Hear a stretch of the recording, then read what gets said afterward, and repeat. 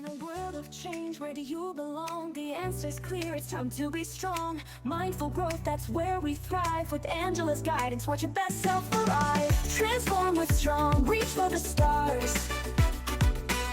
Resilient minds, that's who we are. Awakening potential, near and far. Angela Armstrong, raising the bar. Welcome to episode 6 of Transformation Talks with Angela Armstrong, Empowered Ed Season.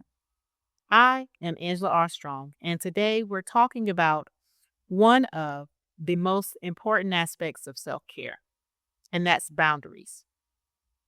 If you've ever felt guilty for saying no, worried about disappointing others, or you found yourself constantly drained by other people's demands, this episode is so for you. We're going to reframe boundaries from selfish barriers to essential self-care practices today. I know for me, for most of my life, I was a chronic people pleaser. In the military, I said yes to every assignment, every extra duty, every volunteer opportunity, every request for help. And I thought this made me a good leader and a valuable team member. But what it actually made me was exhausted, resentful, and eventually I burnt out. The wake-up call came during my final year of service. I was dealing with my own crisis, but I was still trying to fix everyone else's problems. Still saying yes to requests that I had absolutely no capacity for. Still putting everyone else's needs before my own. One day, someone asked me to cover something for them again, and I automatically started to say yes. Then I stopped. I realized that my inability to set boundaries wasn't helping anyone, definitely not myself. I was showing up half present, half resentful, and half effective. That's when I learned that boundaries aren't walls that keep people out. They're gates that let the right things in. Let's start by clearing up some misconception about boundaries and what they are and what they are not. Boundaries are not selfish or mean, permanent walls, punishments for others, signs of weakness, ways to control other people. Boundaries are self-respect in action, energy management tools, clarity about your values and your limits, ways to show up more fully for what matters, invitations for others to respect you. Think of boundaries like walls of your house. They don't exist to keep everyone out. They exist to create a safe space where you can rest, recharge, and be yourself. You get to decide who comes in, when they come in, and what happens in your space. There are several types of boundaries. There are physical boundaries, your personal space, touch, and physical comfort. There are emotional boundaries that protect your emotional energy and help you not take on others' emotions. There's time boundaries, how you spend your time and energy. Mental boundaries, protecting your thoughts and beliefs from others' negativity. There's digital boundaries as well, and that's managing your online presence and your consumption. Professional boundaries is when you separate work from your personal life. Stop taking work home and spend time with your family. The key to healthy boundaries is understanding that they're about you, not about controlling others. You can't make someone respect your boundaries, but you can consistently enforce them. Here's my 3-step boundary implementation process. Step 1. Identify your limits. Get clear on what drains you, what energizes you, and what you need to function at your best. This isn't selfish, it's self-awareness. Ask yourself, what situations leave me feeling resentful or exhausted? When do I feel most authentic and energized? What are my non negotiables for physical, emotional, and mental well being? What patterns do I notice in my relationships that need addressing? Step 2. Communicate clearly. Use I statements. I need. I'm not available. I've decided. You don't need to justify or over explain yourself. A simple, clear statement is more powerful than a lengthy explanation. And no is a complete sentence. Example, I need to leave work at 6 p.m. to maintain my well being. I'm not available for phone calls after 9 p.m. I've decided not to discuss politics at family gatherings. Step 3. Follow through consistently with your boundaries. This is where most people struggle. If you set a boundary but you don't enforce it, you're actually teaching others that your boundaries are negotiable, and they're not.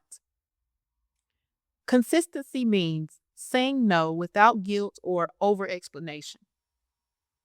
No, silence. Not making exceptions that compromise your well being. Addressing boundary violations directly and immediately. Don't wait, don't put it off. And be prepared for pushback and staying firm because people will try you. Let me share with you how this worked for me. I identified that checking emails after hours was draining my family time and preventing me from recharging because I would respond to the emails and start doing work.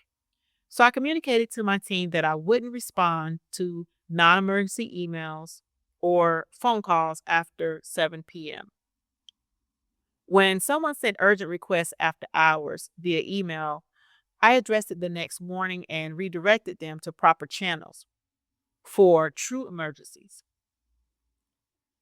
It took consistency, but eventually the after hours request stopped because I stopped answering. Let's practice the boundary power pause. Think of a situation where you need to set or strengthen a boundary. Take 3 deep breaths. Now ask yourself, what is this situation costing me in energy, time, or peace? What boundary would protect my well being here? What's the simplest, clearest way to communicate this boundary? What would enforcing this boundary consistently look like? How would my life improve with this boundary in place? Feel the relief that comes with clarity? That's your inner wisdom confirming what it is that you need. You need to set some boundaries. You need to set all the boundaries. Let me give you some practical scripts for common boundary situations. For work requests that are beyond your capacity, say, I appreciate you thinking of me for this project. My current commitments won't allow me to give this attention that it requires or deserves. I'd recommend this solution of this person. For social obligations that you can't handle, thank you for the invitation. I won't be able to make it, but I hope that you have a wonderful time. For family demands on your time, I love spending time with my family, Right now, I need to prioritize whatever it is that you need. Could we look at an alternative arrangement? For digital overwhelm, I'm taking a break from social media or emails after such and such time to recharge. I'll respond to messages during business hours. For emotional dumping, I can see that you're going through a lot. I care about you, and I'm not in a place to provide support to you that you need right now. Have you considered talking to a professional or another friend? For financial requests, I'm not able to help financially right now. I hope that you find a solution that you need. Notice that these scripts are kind, but they're firm, clear, but not over explanatory. They acknowledge the other person while also protecting your needs. I can already tell you, when you say those things to people, they're going to be baffled because they're so used to you saying yes. The biggest obstacle to healthy boundaries is guilt. Don't be guilty. It's okay. Here's how I want you to work through that guilt. I want you to remember your why. Why you're setting boundaries is not to hurt others. You're setting them to show up as your best self for what truly matters the most to you. Recognize the cost of no boundaries.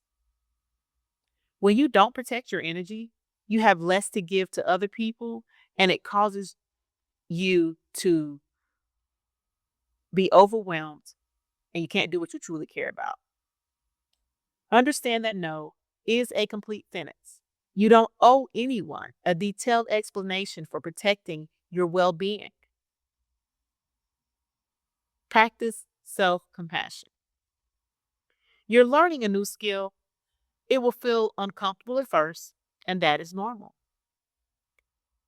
It's okay. I want you to focus on what you're saying yes to. Every boundary that you set creates space for something that you want to do that's more aligned with your values. Remember, people who truly care about your well being will respect your boundaries. Those who don't respect your boundaries are showing you exactly why you need them. Those that get upset or mad or stop talking to you or try to gaslight you, those are the people that you need to stay away from and definitely enforce those boundaries. This week, I want you to identify 3 areas that you need stronger boundaries. For each area, I want you to write down what the current situation is costing you, what boundary that you need to set, how you will communicate that boundary, and also how you will enforce it consistently. Practice one boundary conversation this week. Start small. Boundaries are a skill that improves with practice because you're not used to saying no. I want you to notice any guilt or resistance that come up. And I want you to remind yourself that protecting your energy is protecting your ability to serve what matters most to you. Remember, boundaries aren't about building walls. They're about creating space for your best self to emerge. When you protect your energy, you have more to give to what truly matters. Next week, we're exploring rewriting your story, the power of perspective. Until then, remember, saying no to what drains you is saying yes to what sustains you. I'm Angela R. Strong, and this has been Transformation Talk with Angela R. Strong, the Empowered Edge series. Thank you for joining me, and I look forward to seeing you in the next episode. Like, share, subscribe. From a bone awakening to legacy, we've got the key. Unlocking the leader you're meant to be. Mindful, bold, and totally free.